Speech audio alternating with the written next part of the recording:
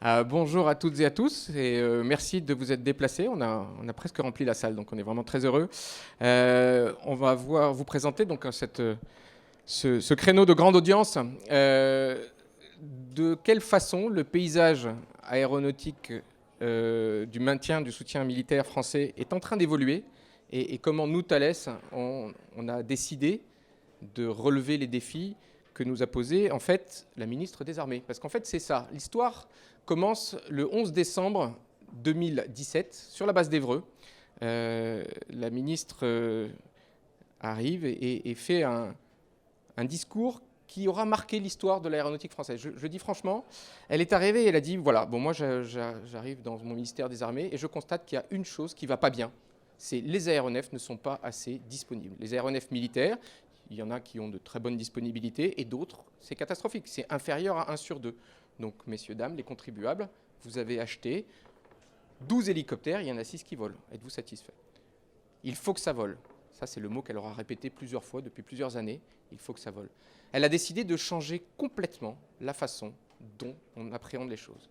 Auparavant, nous avions des contrats organisés un petit peu à la mode ancienne où, nous, Thales, par exemple, on avait un contrat pour tous les radars et la guerre électronique, toutes les radios de tous les avions, des contrats donc transverses qui étaient optimisés pour chacun des industriels, mais du coup, il n'y avait pas de responsabilité totale par aéronef. Elle a décidé de changer ça. Elle a dit non, nous allons partir sur une nouvelle norme. Ce seront des contrats de longue durée. On va demander aux industriels de prendre leurs responsabilités. On va leur demander que ce soit eux qui s'engagent sur la disponibilité. Et ils vont s'engager sur le long terme. Et ils vont prendre eux-mêmes les responsabilités, mais je ne veux voir qu'une seule tête par avion. Donc pour le Rafale, je ne veux voir qu'un seul industriel, à lui d'organiser toute sa supply chain derrière. Pour le Tigre, ce sera la même chose. Pour l'Atlantique 2, etc. Et c'est tout ça qui est en train de se dérouler en ce moment. Pour les gens qui ont fait du numérique, pour nous, Thales, qui avions des contrats directs avec nos clients de l'époque, qui s'appelait la CIMAD, on avait un risque d'être désintermédié, de perdre le contact avec nos clients. C'était un danger majeur. On a décidé, Florence et d'autres, de se mettre en ordre de bataille pour relever ce défi, pour être à côté des avionneurs, pour garder ce contact avec nos clients, avec nos utilisateurs. On a dit, OK, on va jouer le jeu, on va remonter la disponibilité des aéronefs avec vous Dassault, avec vous Airbus Hélicoptères, avec vous Airbus Defence and Space, avec vous Sabena Technics. Et on s'est mis en ordre de bataille pour faire ça, et ce sont nous qui nous engageons aujourd'hui à la disponibilité de nos équipements, voire d'équipements de nos confrères. Le risque du temps de la réparation, le risque du coût de la réparation, le risque de la fiabilité des équipements, c'est nous qui le prenons. Le risque du dimensionnement du stock, le risque de la logistique, c'est nous qui le prenons. On est à vos côtés, on prend les risques à côté des avionneurs. Voilà. Donc pour ce faire, il a fallu mettre en place des nouveaux modèles de soutien, et c'est ce que nous avons fait sur ces 18 derniers mois. Alors, comme a commencé à le dire Jean-Noël, les nouveaux modèles de soutien, ça suppose de changer évidemment les contrats qu'on a avec les clients. On va passer en fait de ce qu'on appelle le maintien en condition opérationnelle. Nous, en interne, on dit c'est le MCO à la papa. Le MCO à la papa, qu'est-ce que c'est? C'est un MCO dans lequel finalement on dit en combien de temps on va faire une réparation. Et puis, c'est un temps plus ou moins long, voire plutôt plus long que moins, et sur lequel, finalement, la performance n'est pas suffisamment au rendez-vous. Donc, on quitte ce monde-là, et on rentre dans un monde dans lequel on va avoir des contrats sur lesquels on prend un engagement de disponibilité. Qu'est-ce que ça veut dire, un engagement de disponibilité? Ça veut dire que l'industriel se met en ordre de bataille pour avoir, finalement, une disponibilité à l'heure de vol sur les avions. Donc, ça veut dire qu'on passe d'un monde dans lequel on disait « il me faut tant de temps pour réparer », à un monde dans lequel on dit, alors, si je veux que l'avion vole tant d'heures, eh bien, je vais calculer combien de pannes potentiellement il peut lui arriver pendant ce nombre d'heures. Et du coup, je vais dimensionner le stock que j'ai besoin de mettre en place pour répondre et échanger sur la base quand il y a un problème. Ou bien, je vais aussi calculer comment se comportent les équipements, l'avion, pour avoir une idée du profil d'employabilité de cet avion. Et puis je vais aussi, par exemple, traiter les obsolescences. Parce que pour qu'un avion vole, maintenant les avions volent très longtemps, et les nouveaux contrats, les nouveaux modèles de soutien qu'on a sont des modèles de longue durée. Et donc pour s'assurer qu'on tient l'engagement de disponibilité dans le temps, il faut aussi s'assurer qu'on traite les obsolescences, c'est-à-dire les pièces qui ne vont plus, qui ne sont plus fabriquées, les substances parfois qui changent, parce qu'il y a des substances qui sont classées dangereuses qu'on ne peut plus utiliser. Donc tout ça, c'est l'industriel qui le prend en charge et qui le suit dans le temps pour s'assurer d'être au rendez-vous de la disponibilité des avions. Alors ça veut dire évidemment qu'il faut avoir des contrats un peu longs. Un peu long d'abord parce que ça suppose de monter une supply chain très performante. Et ça prend du temps. Il faut aligner tout le monde, à la fois sur les plannings de réparation. C'est une des difficultés principales à l'heure actuelle, c'est qu'il y a un premier contrat qui dit « Ah ben moi, il faut que je fasse de la maintenance à telle date ». Un deuxième qui dit « Ah ben moi, ce serait plutôt à telle autre ». Et puis un troisième qui va dire « Ah ben non, moi en fait, c'est pas ça du tout ». Et donc à la fin, on n'est pas du tout aligné dans les plannings et on met beaucoup de temps à réparer un avion. Et donc ça, c'est une des vertus du fait de contractualiser un seul contrat, ce qu'on appelle des contrats verticaux, parce que finalement, tout le monde s'aligne en termes de planning, en termes de disponibilité, en termes d'engagement. C'est gérer les stocks, c'est les positionner au mieux pour que ça fonctionne bien. Donc ça suppose aussi, évidemment, de changer un peu l'approche de suivi digital et donc de passer à un monde dans lequel on va avoir des systèmes d'information beaucoup plus importants. Voilà, donc ce défi, c'est grâce au numérique qu'on va réussir à le faire, principalement. Toute l'organisation que vient de décrire Florence, on va la câbler dans notre système d'information sous forme d'un premier produit qui s'appelle le Maintenance Management System. On va réussir à aligner l'ensemble des équipements Thales. Pour le Rafale, ça représente à peu près un tiers de la valeur, entre un quart et un tiers de la valeur de l'avion. C'est pas négligeable, c'est 7-8 sociétés différentes, avec des historiques différents, donc avec des systèmes d'information différents, qui vont tous s'aligner dans le même Maintenance Management System, et vous allez voir quoi, qui va être connecté lui-même avec celui de Dassault Aviation, qui lui-même va être connecté avec celui de la direction de la maintenance aéronautique. Et ce savoir-faire numérique, assez complexe, ça va prendre, comme l'a dit Florence, un petit peu de temps à le mettre en place, quelques mois, ce qui aurait pris des années auparavant, et c'est ça qui va permettre de fluidifier, de rendre prédictible la performance opérationnelle. Cette prédictibilité, elle va arriver par un autre composant du système d'information qui s'appelle la Control Tower. Donc une Control Tower qui est une supply chain de bout en bout qui nous donne visibilité à la fois sur les stocks résidents sur les bases aériennes, parce que nous sommes présents sur la base aérienne, aux côtés des avionneurs, aux côtés des mécaniciens de l'armée de l'air et de la marine, notre stock à nous, nos ateliers de réparation, celui de nos sous-traitants. La supply chain complètement étendue, visible d'une seule tour de contrôle. Et au-delà de tout ça, il y a une autre composante numérique essentielle qui est que nous allons collecter de la donnée. Et c'est ça qui est nouveau.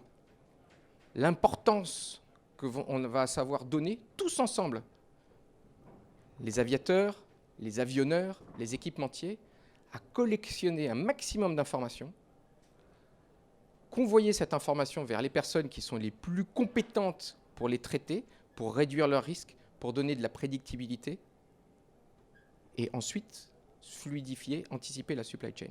Le saint Graal derrière tout ça, c'est ce qu'on appelle la maintenance prédictive. La maintenance prédictive, c'est tel équipement commence, il a tel vécu. Il a subi un certain nombre de vibrations, il a été dans le désert, il a eu de la chaleur, il y a eu du sable, il a été dans des brouillards salins. Donc on peut se dire, il a subi, il a vieilli. Il peut avoir aussi des avant-signes de faiblesse. Pour un moteur, ça commence à vibrer, ça commence à trembler, il commence à y avoir des résistances au démarrage. Tout ça, c'est perceptible par des données très fines. Et on peut dire, attention, celui-là est plus faible, son potentiel est en train de se raccourcir. Ou celui-là, vous inquiétez pas besoin de faire une visite préventive, on peut repousser de 3 ans. Cette prédictibilité sur la mécanique, dans le monde technique, on commence à la voir arriver. Sur l'électronique, notre bébé à nous, Thales, c'est plus difficile. On a engagé des recherches très profondes pour faire de la maintenance prédictive sur de l'électronique, ce que personne n'a encore réussi à faire dans le monde. Et nous, on va y arriver, je peux vous le dire. Je suis très ambitieux là-dessus. On va arriver à prédire des pannes d'équipements électroniques. On va arriver à aller voir un mécanicien de l'armée de l'air un jour. Je vais dire, monsieur, ce radar n'est pas en panne, je vais le démonter quand même, et je vais aller le réparer. Mais non, non, non, il n'est pas en panne, je vais encore voler. Je vous en donne un autre. De toute façon, les coûts sont pour moi, je suis payé à l'heure de vol. Mais ça va me fluidifier ma supply chain. Vous n'allez pas tomber en panne avec le radar que je vous donne. Je vous garantis que vous partirez sur une mission hyper critique. Un raid de 10 avions, il n'y en a pas un seul qui va tomber en panne. Parce que la maintenance est devenue prédictible. C'est une révolution. Et on va y arriver grâce à ces contrats longue durée sur lesquels on va collectionner de la donnée, sur lesquels on va pouvoir mettre des data scientists, des data analysts, de la recherche. Et c'est comme ça qu'on va relever le défi, pour pas que ça coûte plus cher à l'heure de vol. La transformation numérique, ça va nous apporter encore d'autres produits, d'autres services. Et ça, je vais demander à Florence de le développer. Alors évidemment, la transformation numérique, c'est plein de petites innovations qui existent déjà sur le marché. Vous connaissez tous les lunettes de réalité virtuelle ou de réalité augmentée.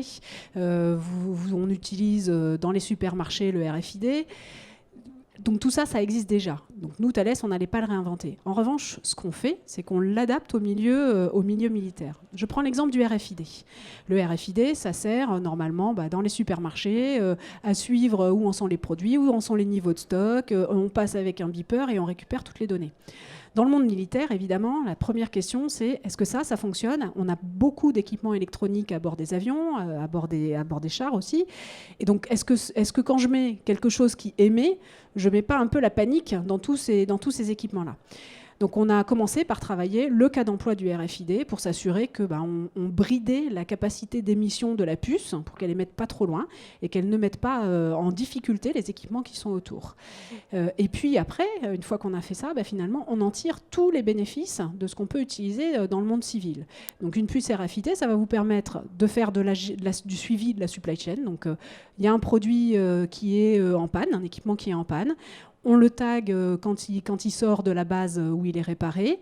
On le tag quand il arrive dans l'usine où il va être réparé. On a le suivi de où on en est. Est-ce qu'on est au début de la réparation, au milieu ou à la fin ? On a le suivi quand il revient aussi. Donc on voit toute la chaîne logistique et on sait s'il y a des problèmes. Donc ça veut dire qu'on a beaucoup plus de maturité sur quand vont revenir les produits. Et puis on ajoute une deuxième dimension qui est finalement qu'on est en train d'en faire la carte vitale de l'équipement. Parce que dans une puce RFID, on peut charger un certain nombre d'informations et donc on peut mettre des éléments sur la configuration de l'équipement, les actes de réparation qu'il a pu subir. Et une fois qu'on a collé ça sur le produit, il vit avec sa carte vitale et il peut se déplacer et on a beaucoup plus de facilité à le réparer. Deuxième exemple, je parlais de la réalité augmentée ou de la réalité virtuelle. Tout le monde en fait maintenant. Toutes les grandes compagnies de technologie et puis les avionneurs, voire les compagnies aériennes, vous expliquent qu'ils l'utilisent dans les actes de maintenance. Alors, pourquoi nous, on s'y intéresse plus particulièrement ? Eh bien, parce qu'on sait qu'il y a des cas d'emploi dans lesquels on va en avoir vraiment besoin. Typiquement, quand les forces armées partent en opération extérieure, ils partent avec des maintenanciers qui peuvent faire face à des problèmes qu'ils ne savent pas résoudre. Et donc nous, finalement, ce qu'on dit chez Thales, c'est on va utiliser ces technologies-là pour aider à distance les maintenanciers, donc projeter un environnement de réalité augmentée ou un environnement de réalité virtuelle à quelqu'un qui est sur le théâtre en train de faire cette réparation-là. Alors, l'autre élément qu'on a commencé à bâtir aussi, c'est que tout ça, c'est une petite collection d'innovations digitales. Bon, c'est bien, mais ça ne fait pas un ensemble. Et donc, ce qu'on est en train de bâtir, c'est une plateforme de services digitaux pour l'ensemble des besoins de nos clients des forces armées, dans lesquels on va petit à petit apporter de nouvelles fonctionnalités. On a déjà commencé à en mettre certaines à disposition de nos clients. On a des applicatifs pour aider les maintenanciers dans leurs activités au quotidien. On va enrichir ces niveaux de service progressivement à travers cette plateforme de service digital. Et pour reprendre l'expression de Jean-Noël, le Saint Graal, on est aussi en train de le lancer cette année au Salon du Bourget, puisque nous ouvrons la première marketplace pour les consommables. Les consommables, c'est toutes les pièces qui viennent sur les avions et qui sont à usage unique, les joints, les vis, les boulons, etc., dont on a hautement besoin, évidemment, dans les activités de réparation, parce qu'on ne sait pas faire voler les avions sans tout ça. Et en fait, ce métier-là, c'est un métier où il y a énormément de distributeurs, énormément de fabricants. Et donc, ça veut dire que les clients qui achètent ces pièces-là passent leur temps à gérer des milliers de devis, des milliers de lignes, des milliers de commandes. Et c'est un boulot qui est très fatigant et pas de grosse valeur ajoutée pour sécuriser une supply chain qui est déjà compliquée à maîtriser. Et donc, nous, on apporte cet outil-là, parce que Thales a la capacité à maîtriser des plateformes technologiques et digitales. Donc, on apporte cet outil-là à la disposition de nos clients, dans lequel on va servir finalement de tiers de confiance entre les fournisseurs qui vont apporter ces pièces-là et les clients qui vont avoir besoin de ces pièces-là. Thales y vient en apportant toute sa connaissance de la cybersécurité pour sécuriser ce service-là, et puis aussi sa connaissance du monde aéronautique et des fournisseurs avec lesquels on travaille, dans lesquels il faut avoir un certain nombre d'exigences métiers, la certification, parce que les pièces aéronautiques, ça ne s'embarque pas dans un avion comme ça, et puis la garantie de la sécurité de bout en bout. Voilà, c'est l'ensemble des services qu'on met à disposition de nos clients pour finalement optimiser la supply chain, gagner en temps, gagner en compétitivité, gagner du coup aussi, se dégager du temps pour faire leur vraie mission, la mission qui est critique, plutôt que de s'occuper de gérer des devis administratifs de pièces détachées. Voilà, on arrive au bout de cette mini-conférence et on veut mettre en application nos nouveaux principes et être précis à la minute près. Donc il me reste à peu près 1 minute 30 pour conclure. Pour vous dire que voilà, ce qu'on a mis en œuvre, c'est bien entendu grâce à la transformation numérique et grâce aux engagements de longue durée, une toute nouvelle compétitivité sur le MCO aéronautique, que l'engagement de disponibilité soit pris par des industriels, qu'ils apportent bien entendu une meilleure disponibilité des aéronefs, une meilleure réussite dans leur mission, sans que ça coûte plus cher aux contribuables. Cette performance, elle se fait par une augmentation du niveau de service chez nous, par une présence accrue auprès des utilisateurs sur les bases. Et là, je voudrais toucher sur un dernier mot qui est l'autonomie. Il est essentiel que nos aviateurs, que nos marins gardent leurs compétences pour lorsqu'ils iront sur des espaces où nous ne pourrons pas les accompagner, à bord du porte-avions, sur des opérations extérieures, dans des endroits dangereux. Donc, même si nous allons essayer d'être le plus près possible d'eux, nous leur garderons toujours ce suivi des compétences qui permet à eux d'être autonomes, car c'est une des doctrines essentielles de nos forces armées. Voilà. Je vous remercie beaucoup pour votre attention et si vous avez quelques questions, nous les prendrons avec plaisir. Merci.